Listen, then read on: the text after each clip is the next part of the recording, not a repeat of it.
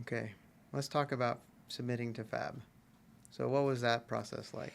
Yeah, so I mentioned earlier there was a week of cleanup on me, making sure I was satisfied with all the polygons and everything and getting it ready.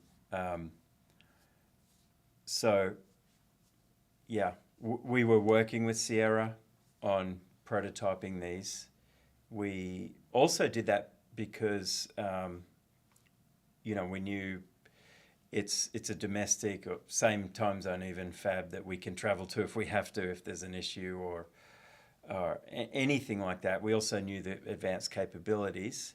So really, it was a matter of doing our own design rule checking. These boards actually, I did my cleanup and output generation in Altium because that's the tool I'm most familiar with, and it's the most.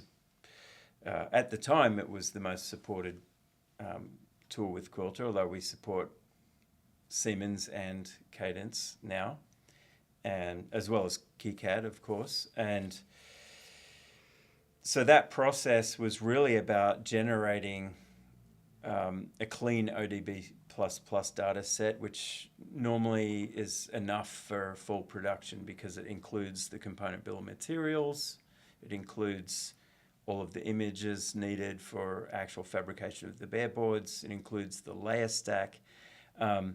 Because we knew we were working with Sierra, and this board was originally derived from a manufacturer, a semiconductor manufacturer's reference design, there were some leftover fabrication notes which I was not diligent enough, to be honest. And this is not an area where Quilter has any automation involved yet.